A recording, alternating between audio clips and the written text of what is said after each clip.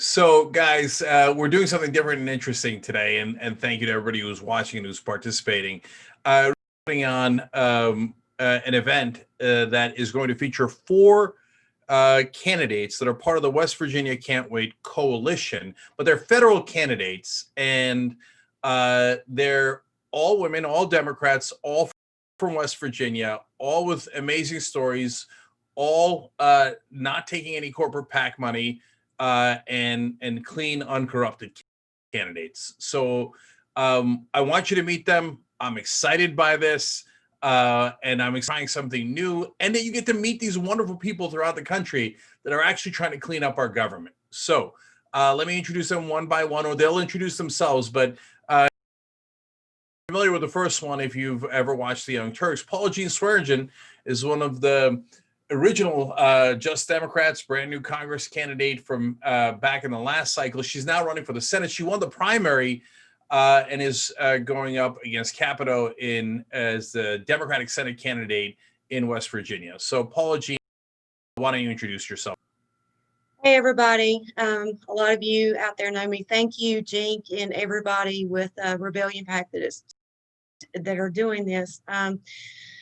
I'm a poor coal miner's daughter and granddaughter. This movement is about, and single mother and grandmother, this movement is about putting integrity back into our government and putting the government into the hands of the people. And just looking back on how much we've grown since we started with Justice Democrats and brand new Congress, the movement continued here in West. It really shows how people were really standing up. We had over 93 candidates to run this cycle. And 43 of those candidates won. And I'm excited because it's been 100 years since women have been voting. And every Democratic nominee for Congress, y'all, is a woman. And we are not taking corporate PAC money. And we're ready to bust the halls of Congress wide open and making sure that not only West Virginians have a seat at the table, but everybody in this country. West Virginians are some of the most united and hospitable people.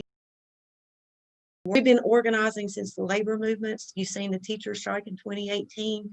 And even now, we're just working together, and especially women. I'm a proud Democrat. I know these women are, but this is not about partisan politics. We're in the fight for our lives. And one thing you do not do is mess with our young, because we're going to come out of the belly of the beast kicking and screaming. And I'm so incredibly proud of my state right now, and proud of these women. And I'm honored to be part of this slate because it really solidifies that we can put the government back into the hands of the people, and people will vote. We're just tired of the lesser of two evils, and we are really creating a movement not only here in West Virginia but across the country. And I'm so incredibly proud of everyone. Yeah. Paula Jean was also featured in Knock Down the House. You could catch that on Netflix. It's an amazing movie that has two people who are already going to Congress, Cori Bush and Alexandria Ocasio-Cortez. We'd like to make it at least three. Progressive out there, and you supported Paula Jean or anyone else in the primaries against the more establishment Democrats and the corporate Democrats, you really got to support them in the general election. So that they can actually get in there, win the seats, and make a difference. So before I introduce everybody else, I want you to know, if you're watching live, rebelliondonate.com redirects to their Act Blue page that you saw in the first opening video. 100% of the proceeds go to these four great candidates. And so if you're watching later, it's super easy. We'll have the link down below in the description box, and you can just click on it. It helps equally, okay? And again, 100% of the proceeds go to them. So I want to go to Natalie Klein next. She's running in the 1st District of West Virginia. Natalie, if you could introduce yourself, that'd be great. Hi, thank you. Thanks for having us on tonight. This is fantastic. My name is Natalie Klein, and I'm running for the U.S. House of Representatives to represent West Virginia's 1st Congressional District. I'm here to fight for our health care, fight for our jobs, and most of all, fight for our kids. In fact, we chose to move back to West Virginia when our son was 2 years old. And it was that move and that coming back here where I started to feel culture shock. And I could not get over the fact that the place that caused me to feel culture shock. And I started looking at how I can get involved, how I can change it. better for my son's cohort. And the more that I dug through it, the more I was realizing that our representatives are taking all of this corporate PAC money from the pharmaceutical industry, from the oil and gas industry, and that's what's funding their campaigns, not people. So I wanted to do something about that. I wanted to be that person to go to Congress and fight for the people, not the bottom line of a CEO. And I think that that's the kind of leadership and vision that we so desperately need right now in this country. All right, I'm looking forward to talking to you guys and asking questions and getting to know you better. But let's keep going with the intros. Next is Kathy Kunkel. She's running in the 2nd District of West Virginia. Kathy, welcome. Thank you so much for having me. Thank you for doing this. I'm Kathy Kunkel. I'm running for Congress in West Virginia's 2nd District. And I'm, along with all of these women, running as part of West Virginia Can't Wait, not taking any corporate money in our campaign, because for far too long, West Virginia has really been run more in the interest of out-of-state corporations than the people who actually live here.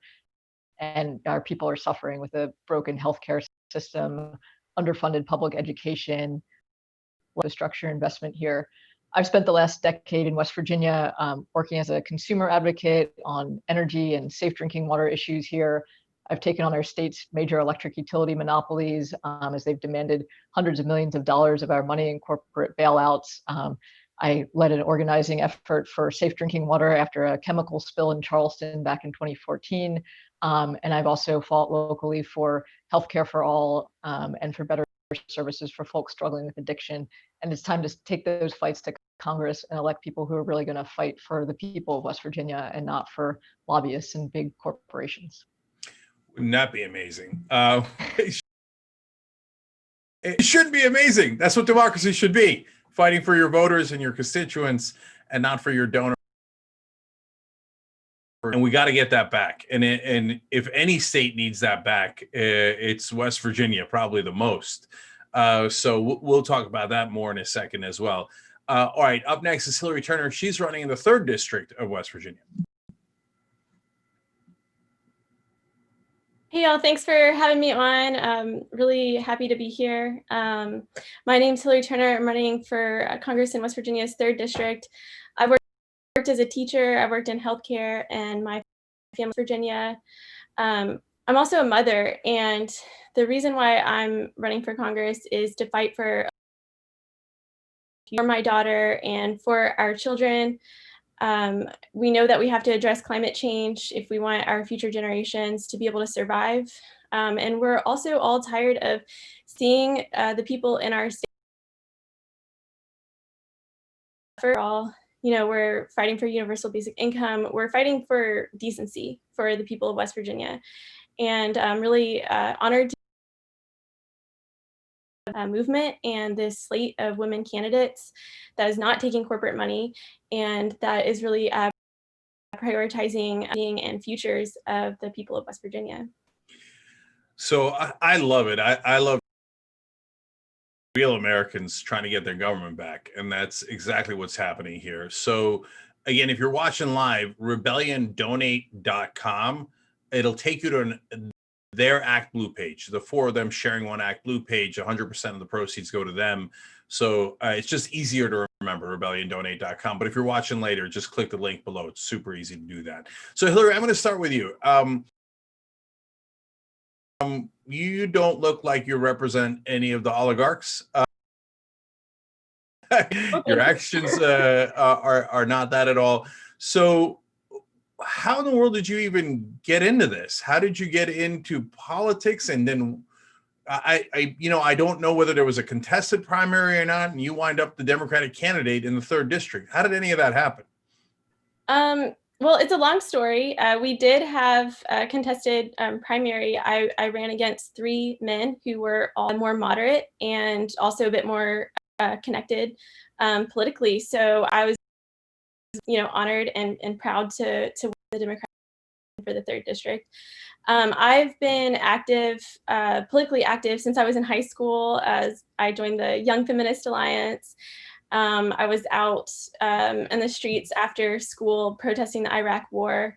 in college, I became the president of the Progressive Student Alliance at my school, and a big community garden on our campus. And so it's been a long journey. I got into teaching. I taught English in Brazil.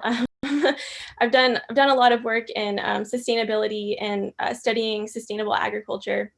And I was really drawn to my roots here in Appalachia, my family's farm. And, I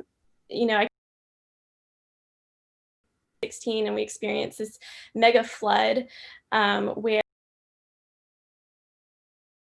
near flood, but we were stranded on our farm for 3 days, and a lot of people lost their homes and their lives in that flood. And that to me was a huge impactful moment about how climate change will affect Appalachia and is affecting Appalachia and our farmers and our people here.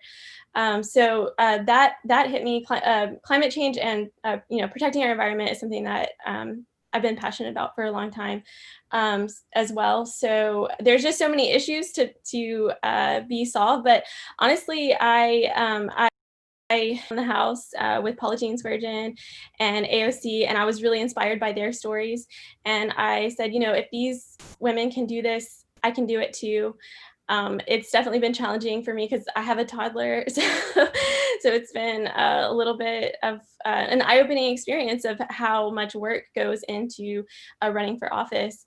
But I got connected with Stephen Smith and the West Virginia Can't Wait movement. I did a training with him, and the rest is history. I just got so inspired by the movement and all the wonderful grassroots organizing that. Yep. These 1,000 other year floods, because the one in Houston was called a 500-year flood, and I think it was some insane number that if it was snow instead of rain, it would have been like 400 inches. The whole city would have been buried. Yes, previously that would only happen once every 500 years. It's almost as if we've done something to the climate that is making it happen more frequently. And it's not something that's going to happen later. It's wiping out farms in America right now. And so that's why actually the name West Virginia Can't Wait is very fitting for, and that's both at the state and the federal. I want to, but maybe a perfect example is Bob Murray. And so I want to talk about that first. So I know he fought against workers his whole life and his whole career and tried to make sure that they couldn't get compensated if they got black lung, which is a byproduct of the thing that he made money off of, right? But is it really true that he then tried to collect benefits for black lung? Yeah. Currently, he's trying to collect benefits, and that is why we are working on getting some comprehensive legislation proposal on our website to help folks with black lung, because it's been really corrupt. My grandfather had the benefit of getting his black lung benefits, and now a lot of folks are, my uncles, I have some really good friends that cannot, they can't get their black lung benefits. I think there's like a 30% approval rate. And here's somebody that got rich off our backs, left us breadcrumbs, didn't take care of coal miners, and now he thinks he deserves the same benefits. And I don't know why he doesn't have any money left, but you know what, poor on him, because there's a lot of folks in this state that deserve black lung, and I don't think he's one of them. No, a guy who ran a coal company and wanted to make sure that others could not get life-saving treatment, now asking the government that he was so opposed to for treatment that's going to, because, oh my God, it affected me now. Yeah, you schmuck. It was your workers probably buying off politicians all across West Virginia, because honestly, that's what happens. So Natalie, I'll go. I feel like in West Virginia, somehow the Republicans have convinced everybody to vote for Boss Hogg. And I don't mean anyone in particular. You could say Bob Murray, you could say, well, he's not. how did that happen? How, you know, and how can you reverse it when it looks like the most populous in the country is voting for the most elite, uh, powerful business interests in the country? So one of the reasons that I like to propose a lot, it just kind of comes from my career background. I'm a trained linguist, graduate degrees in linguistics, and I work as a computational linguist now. And I'm going to try not to nerd out too much here and bore people with this answer. But one of the things that I do for the software company where I work is we program what we call sentiment analysis into it. And it's basically, you know, words have scores, and those scores translate to, you know, the likelihood incite a certain type of reaction out of the reader. You know, is your combination of words going to incite someone to react or cause someone to be persuaded to your opinions? You know, and things like that. And quite honestly, I feel like the GOP in the last 20 years got really good at this. They got really good at focusing on a couple singular issues that they knew would be, you know, polarizing in places like West Virginia. And, you know, maybe it's because we're not a swing state that the, you know, DNC hasn't, you know, come in this type of marketing here. I don't know. But, you know, there is no response other than from individual candidates. We're here to tell the people of our districts what's actually happening. We're here to fight for the best interests of the people. We're here for them, not that our current representatives are taking hundreds of thousands of dollars of corporate PAC money from. Ask voters, who do you think our current representatives are going to side with when legislation hits their desk? You, who maybe has donated $20, if anything at all, to them, or corporate PACs who are essentially funding their campaigns. And that's on us as candidates to get that message across. And we just don't have loud enough national voices combating this type of marketing. And it was, you know, a slow roll. They built it up for the past 20 years. And here we are today. We are the state that overwhelmingly voted by 40 some points. Yeah. That's what happens. Yeah. Look, my pet peeve is the media, because the media is supposed to call balls and strikes, and they're supposed to tell you what's actually happening, but they don't. They just go, I can't tell. You know, obviously, we do things a little differently. So I need people to understand what the Republican Party did to good religious folks in this country. Back in the 1970s, the Chamber of Commerce wrote a memo basically saying, let's just use religion to get people to vote for tax cuts for us, the richest people in the country. And it's really a sick, sick strategy. And so they co-opted the Republican Party and pretended to care so that you'll vote for them and they'll do tax cuts, and tax cuts that go primarily to the rich and definitely not primarily to the average West Virginian. So that's how they played this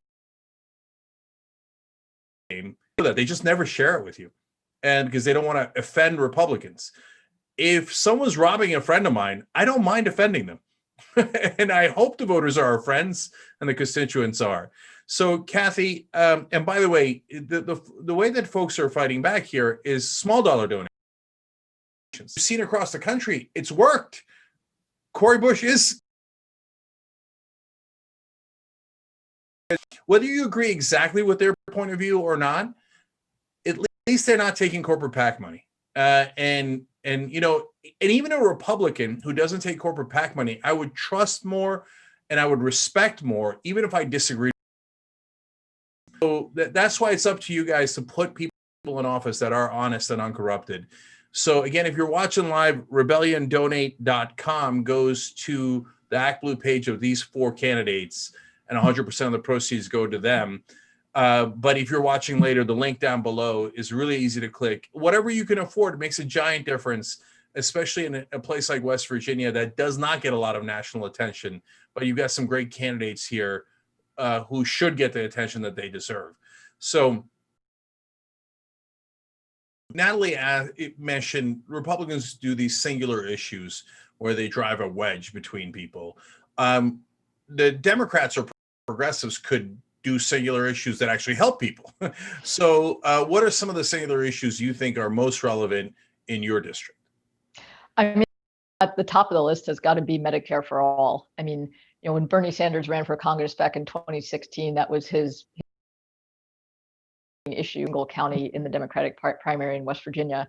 And I hear it time and again on the campaign trail of healthcare horror stories. You know, a woman who spends hours every week fighting with private insurance companies to try to get them to cover the treatments that her child needs, and who, you know, is forgoing her own medical needs to try to afford Medicare with cancer. So, I mean, that shouldn't be the case. And it's an issue that touches every single family in West Virginia, regardless of party lines, and where, you know, moving to a Medicare for all single payer system would truly benefit so many and save so many families from bankruptcy and unnecessary financial hardship. So I would absolutely go with Medicare for all as a key issue on that.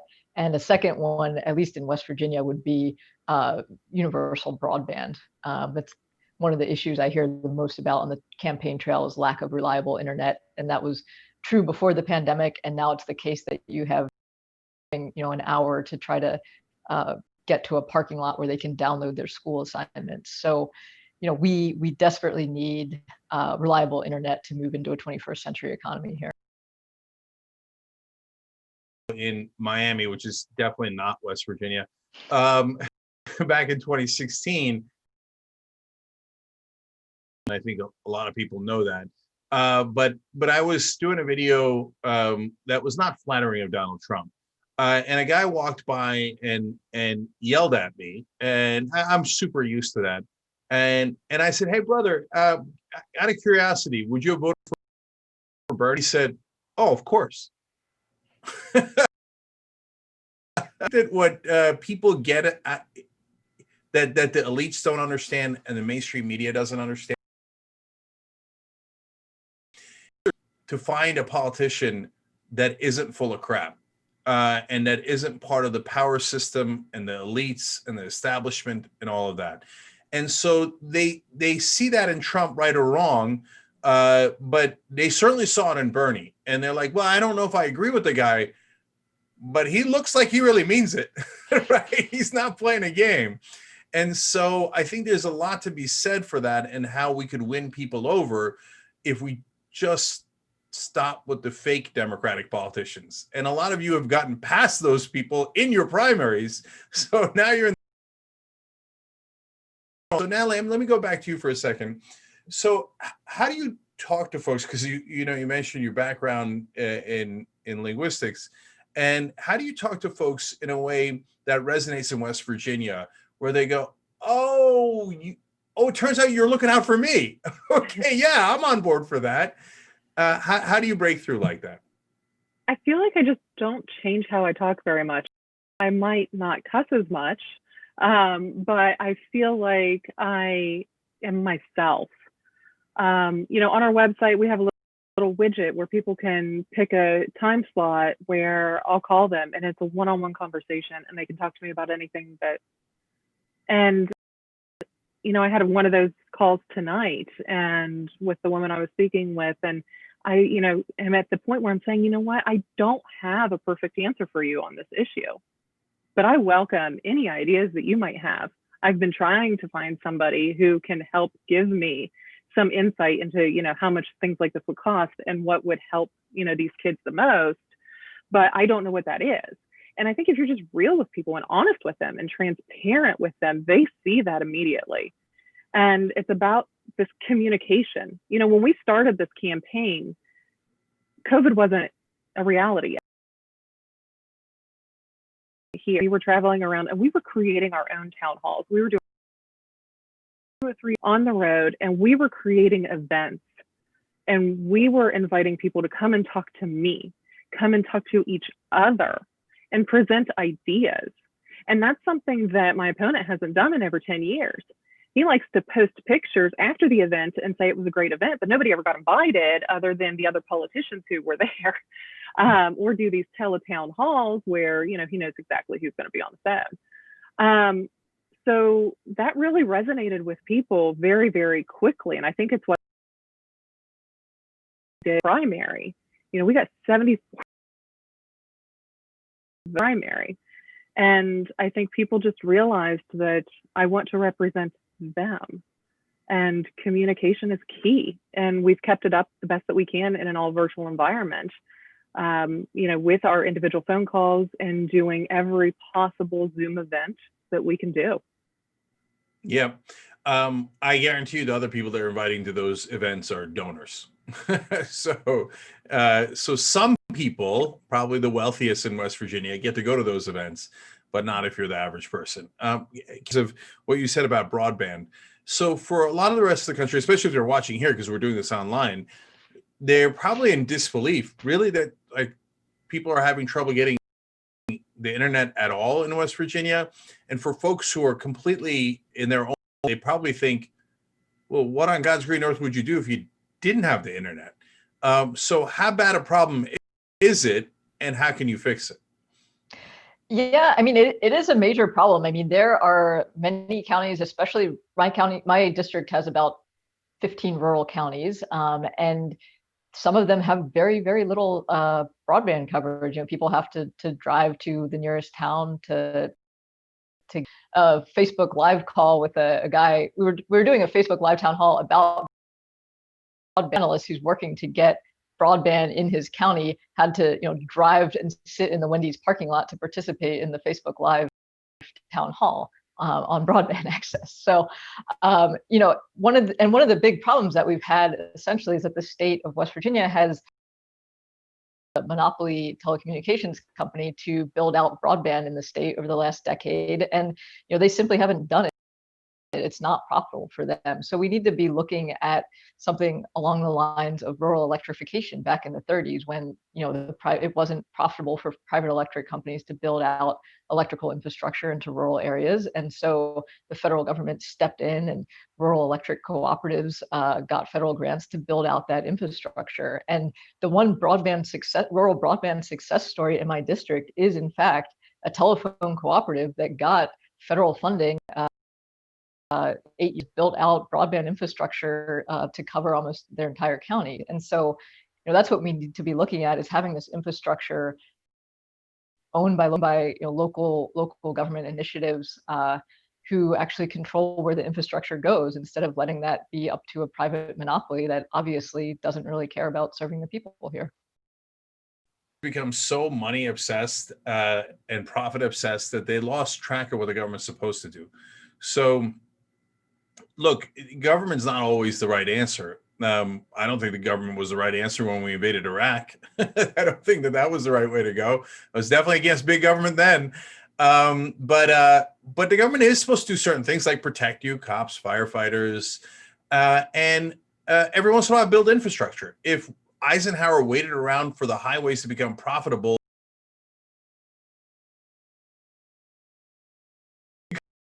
government's supposed to get your broadband, but they don't do that because they think, well, none of my donors are making money off of it. So why would I ever help my voters if my donors aren't going to make a buck off them? So that's the kind of sick situation we're in now. Again, having these uncorrupted candidates on, I love introducing them to you guys, to the whole country, just so you could know that there are brave people fighting back in every hill, valley, holler in the country, and saying, you know what? Fight, fight, fight, no matter what. And when I think of that, I think of Paula Jean Swearingen. So, Paula Jean, you talk about a little bit more. What do you mean by that for folks who are not oligarchy, and why is it basically ruining our government? Well, we have people that are funded, our top donors, the pharmaceutical industry. So she allowed addiction crises in the country. We lead in drug overdose deaths. And how can we trust her to take care of a problem that she helped create? And these movements are about putting the government back into the hands of the people. Way too long, for far too long, especially here in West Virginia. We were talking about how to get people out to the polls. Well, if you have to vote between the lesser two evils, people are not going to go out to the polls. And this is about us not agreeing on everything, but we need people that are going to be actual public servants that are going to sit down and make decisions for. It's a big club, and we're not allowed in it. And they're in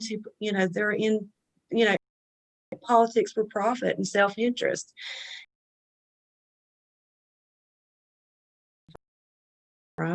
She doesn't know what it's our communities. We see so many people across our state because a lot of our incumbents have not even, been in our communities to serve. Vested in my opponent's office. And it's desperation that we're in these races, but it's because people are literally starving here. We are feeding our children. Was the first to the United States Senate to represent the state of West Virginia. She's a mother and grandmother, and she turns a blind eye to the children dying and the fight for our lives. And that's why we're here. None of these candidates would be sitting on this panel right now if these people were doing their jobs. And they are corporate servants. They serve special interests. And they're not in this to serve the people that they're supposed to serve. And this is a whole movement, like I said, of putting the government back into the hands of the people. This country was founded of the people, by the people, for, not special interest corporations and lobbyists. So this actually, the Purdue Pharma pled guilty to criminal charges of $8 billion settlement with the Justice Department. The Sackler family is going to pay $225 million in civil penalties just themselves, and they'll still have plenty left over. They bought a lot of our politicians, including people like your opponent, industry was our third top donor. So we know that some of these drug companies that sold the opioids were literally the biggest drug dealers in the country. If Capito had taken money from the Cali cartel or from some of the drug cartels in Mexico now, it would be from drug dealers that dress in suits and give her campaign donations. I'm going to go back to the media here, Paula Jean. Isn't the media responsible to say, hey, wait a minute, that's not normal. That's supposed to be. But it feels like whenever you guys bring it up, any of the candidates, any progressives, any Democrats, the media goes, oh yeah, those are fun. I bet the pharmaceutical companies had the voters of West Virginia's best interest in mind. Divide and conquer. Yeah. Divide and conquer. It's an age-old strategy. And that's why right now, you look at what's going with all of our races too. None of our opponents, and we were on Mark Curtis local news the other day, and my opponent was asked, well,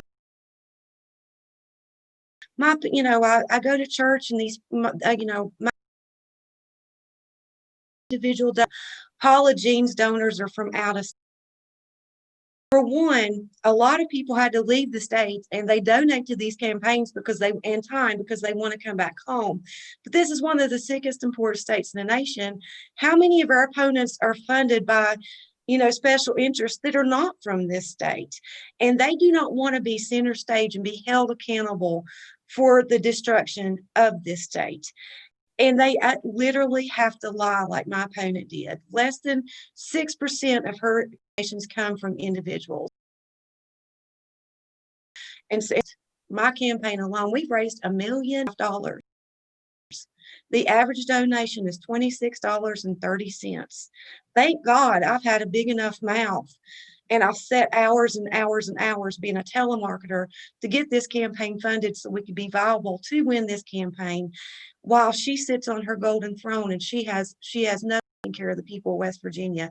And it's a disgrace. If you're a Republican, Democrat, Independent, no matter what your side, if you're running for office and you do not give voters a seat and you do not face the people that you were supposed to serve. And these people right now are showing how cowardly they are. We're their constituents. They haven't done their jobs. We've stood up. You suck. It's a disgrace.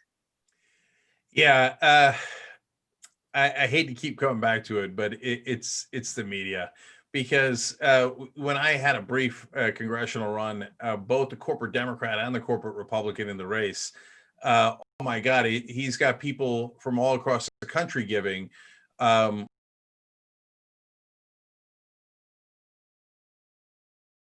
You 6% of your donors are from West Virginia because 94% of them are Delaware.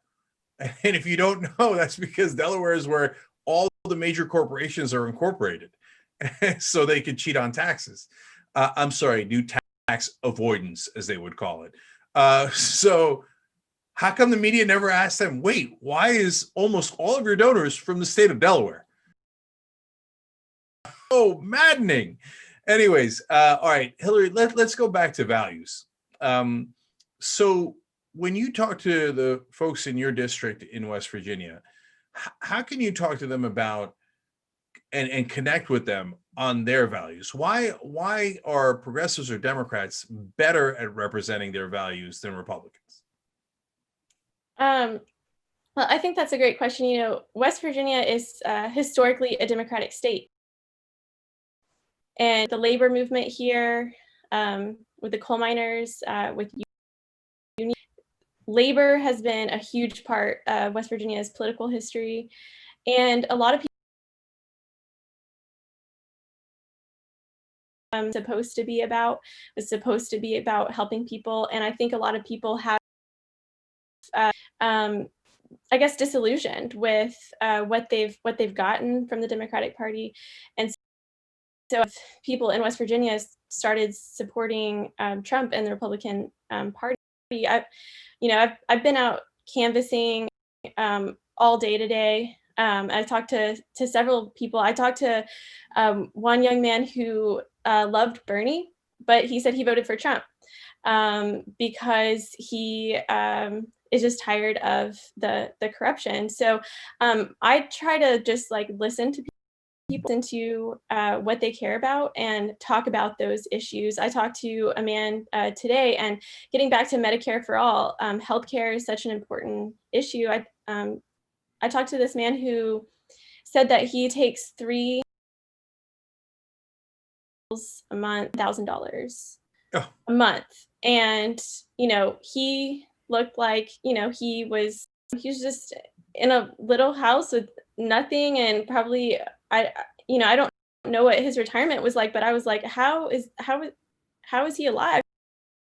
How is he for this? And so that,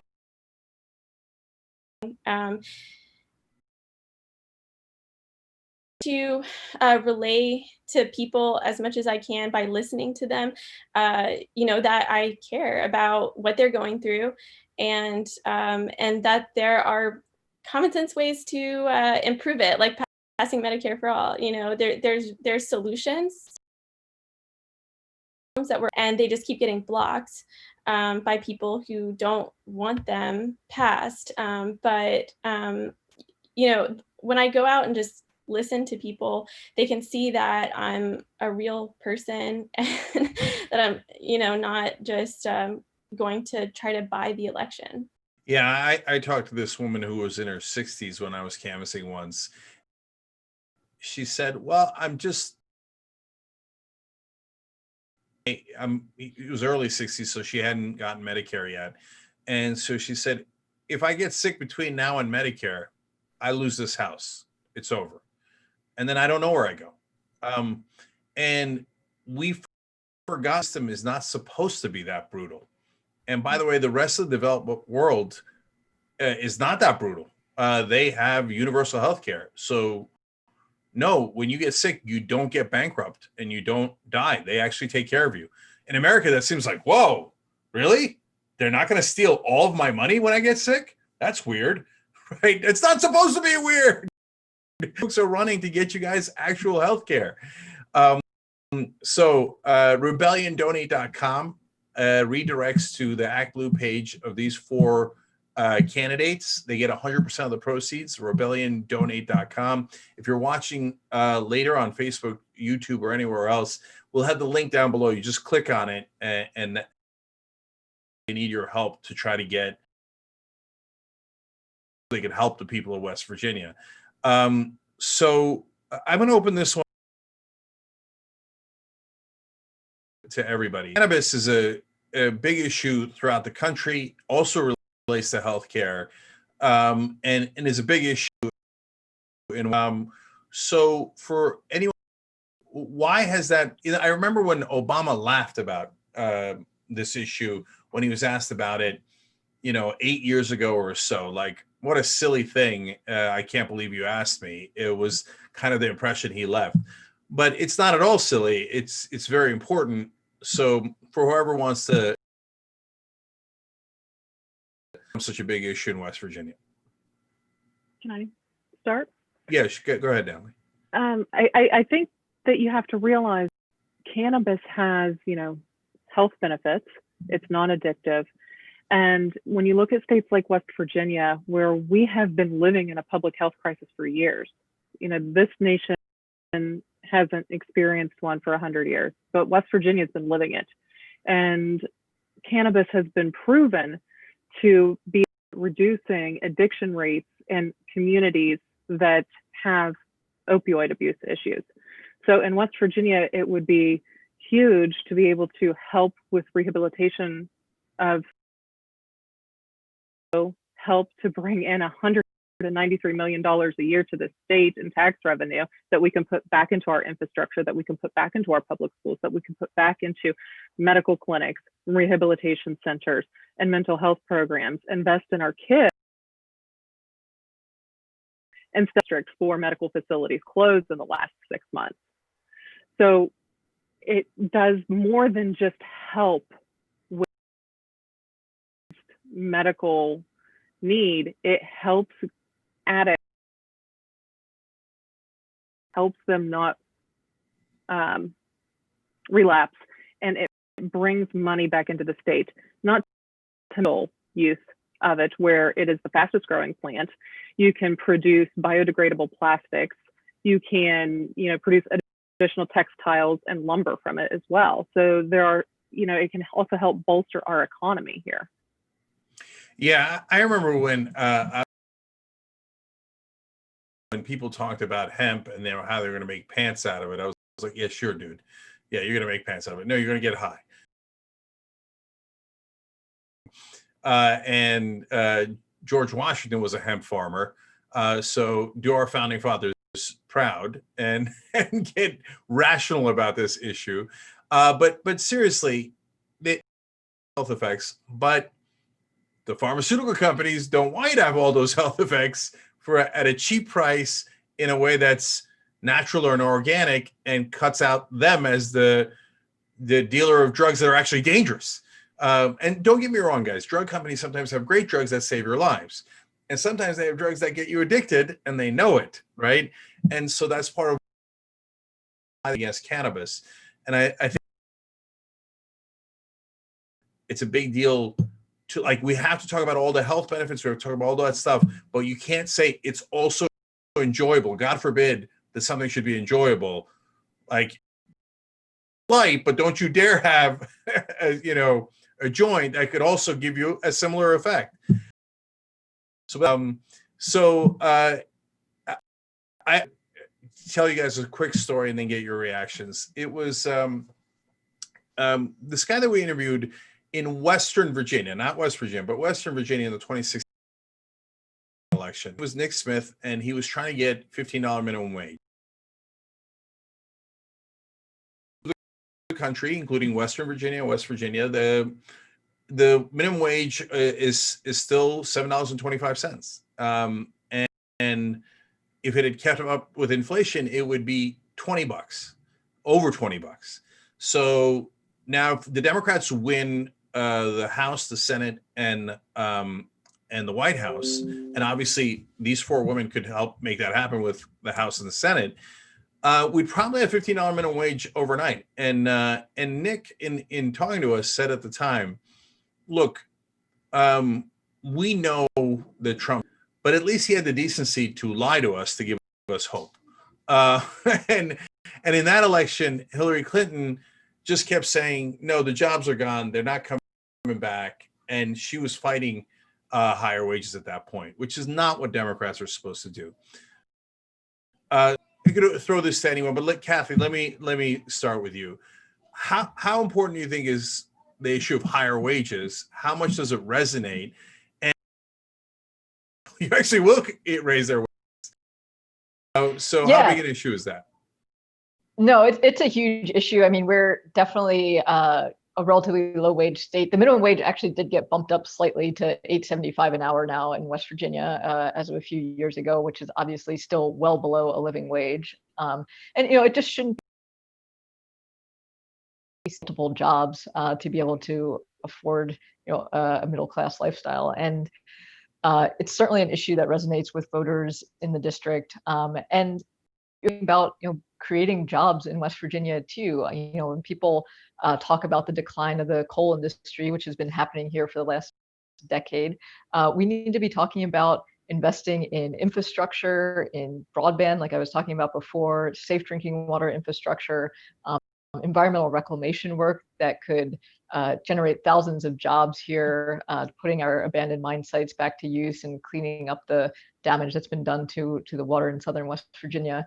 Then those are all good paying structured jobs that we need to demand that they be union jobs as well. So there are opportunities to put people back to work here in West Virginia in good paying jobs, but we need to fight for that, and that's what I and all these other candidates on the call are doing. Yeah, I just did the math on it. So $8.75. If you work full time for 50 out of the 52 weeks of the year, so cross your fingers you don't get sick, $17,500. Raise a family on that. How does anybody live on $17,500? How do you live as a person? I know, because that's how much I used to make as a struggling talk show host. And I did it with mac and cheese and Life cereal and rotate, but I didn't have kids. I mean, how are you supposed to raise a family? So the Democrats nationally are fighting for $15 minimum wage using the same calculation. That's only $30,000 a year, but at least you got a fighter's chance. And if both, the husband and the wife are working, maybe you can, get to a point where you could live. So why not give yourself a chance, right? Why? So that leads me to your opponents. Natalie, again, the media makes it seem like it's all even. I don't know about your particular opponent. I know Republicans overall say, no, we don't want a higher minimum wage. You take the $17,000 a year and you'll like it. And, just work harder, you bum. If you had 4 of those jobs, you might make a quarter of what I make, they say. What's their stand? And are they doing anything to help? No, the straight answer is no. He's not doing anything to help the average West Virginian. He doesn't raise the minimum. His party in general is better off if we don't. I would also mention that he historically votes against women and against workers. So he has voted against improving corporate governance through diversity and inclusion. He's voted against corporate transparency. And that corporate transparency bill was quite literally just saying that if you were going to incorporate a business or have an LLC, that you'd have to list your name and your address and your social security. It was too much of a leap for him. He has voted against condemning unwanted medical procedures on detainees, that were unwanted and unwarranted. He's voted against the enforcement of equality and against voting rights amendments. And the biggest one that irritates me beyond belief is the fact that he literally voted It gave this nation unions. But there he is. He's going to sit there with all of his corporate PAC money, put some real pretty commercials out there and some nice radio buys. And pretend to be for the average man as he takes his rights away. Unreal.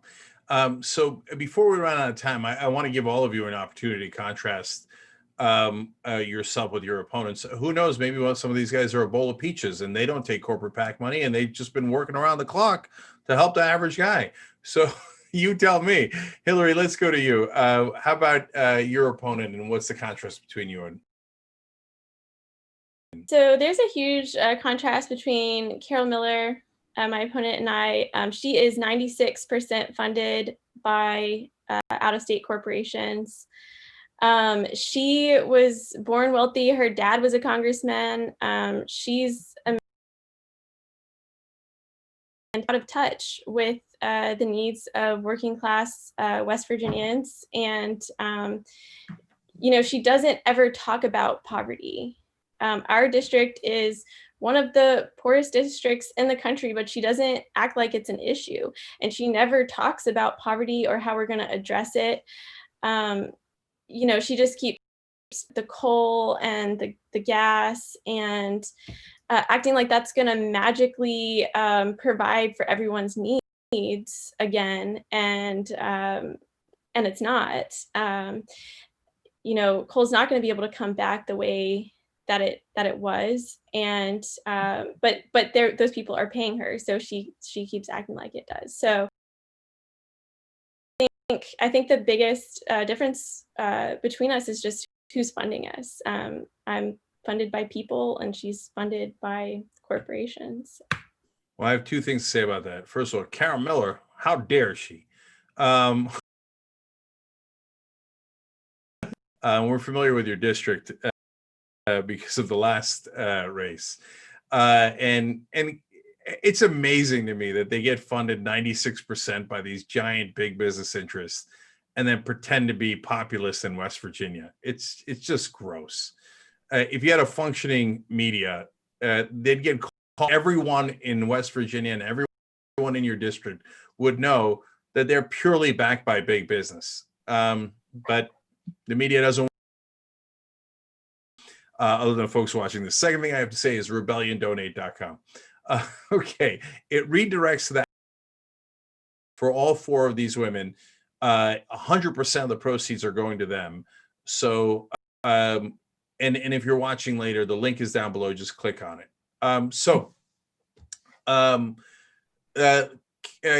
Kathy, let me go to you.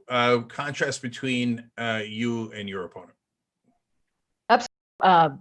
Similar to Carol Miller, my opponent gets 90% of his funding out of state, a large amount of that from corporate PACs. To be a state senator in Maryland, lost his Senate seat and just moved across the river to essentially buy this congressional seat in 2014. He's never held a town hall, to my knowledge, since he's been elected in person in the district. He's never debated his challenger since 2014. And, talk about not caring about West Virginians. He doesn't even come here to find out what people's concerns might be, much less advocate for them in Congress. And, it shows in his voting record. He voted to repeal the Affordable Care Act. He's voted against health care for people with pre-existing conditions. He, earlier this year, was one of only 40 members of Congress who voted against the first coronavirus relief bill. So that was the bill for free COVID testing. West Virginia supported. So, he's very much absentee and out of touch. Yeah. It's just so disheartening sometimes to see guys who are obvious frauds, don't care about the state, don't care about the district, move in, slap the word Republican on there, proceed to rob people blind, and everybody goes, well, he's a Republican, so I guess he's on my side. Again, if we had functioning media, maybe people could actually figure out what they actually stand for and make a decision based on that. But I want the audience to know there's no way you're going to fight back against that and win unless you support candidates like this. They're doing the incredibly hard work, and they're fighting no matter what. And they're turning districts that sometimes the Democratic Party had given up on into districts that are winnable because they're getting the message out. And they're fighting so hard to get that message out. It can help people. And so I want people to understand that. So Paula Jean, let me go to you. I'm not sure there's a bigger contrast in the country between you and your opponent. So you know, like I said, she is a mother and grandmother, and on the question, how can she sleep at night, knowing that West Virginia's suffering, and she turns a blind eye. She's, you know, she's voted against equal pay for women at least 3 times. She, you know, this is the heart of labor, just like Natalie's opponent. She's for right to close the doors on union halls. She a voucher program in you know, insurance companies. The biggest thing I think she's gotten done in Congress is get legislation passed for commemorative coins. We've heard about Capito Connect for 5.5 years since she's been in the Senate. It's a election, but she's really not out in her across the state and in our communities for almost 20 years, trying to bring clean water, clean air, economic diversity. We've, you know, heard about those jobs, and, you know, living wage and everything. And it's just not happening. We can walk out our doors and see that it's not happening for us here in West Virginia. Thing is, I am an ordinary person, and people do not have to get arrested to talk to me, and they don't have to go to DC across, you know, over top my door to beg for health care. My phone number is 3. If you would have told me 20 years ago that I would be in the nominee for United States Senate, I would have told you you were crazy. About survival, and this is making sure that West Virginians have a seat at the table in Washington. Not only if I go to DC, I want to make sure that West Virginians and people across the country have a seat at the table in legislation that I introduce. But need real people servants. They need to be part of the decision making. So there's so many things, and it's just like every one of these women. None of us are doing this to enhance our political careers. We're fighting for normalcy. We're fighting for future generations. I would cut my leg off for my children and my grandchild.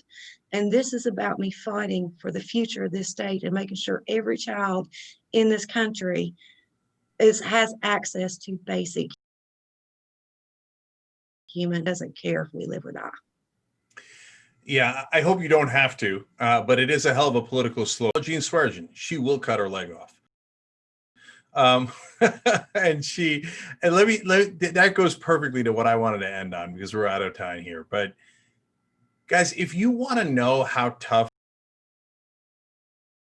these for you, they took over the Democratic Party in West Virginia. That's a hell of a thing. When I first heard about Paula Jean Swearengin, she was just the most regular person you ever met in your life, and she was just trying to get help for her family.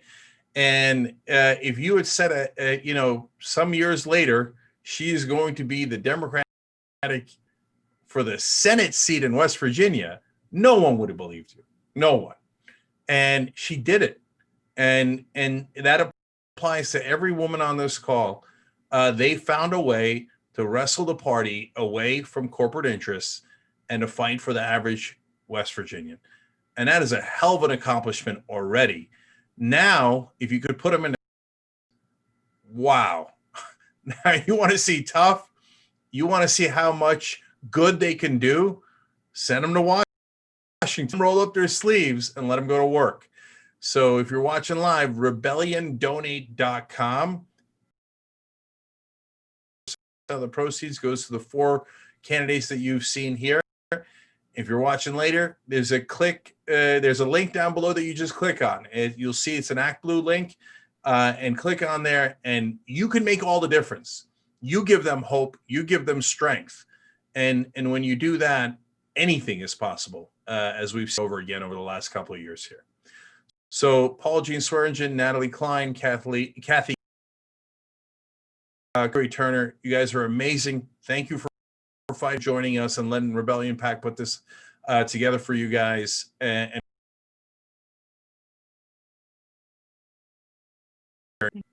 Thank you. Thanks for having us. Yes, thank you so much. thank you. All right. Good night, everybody.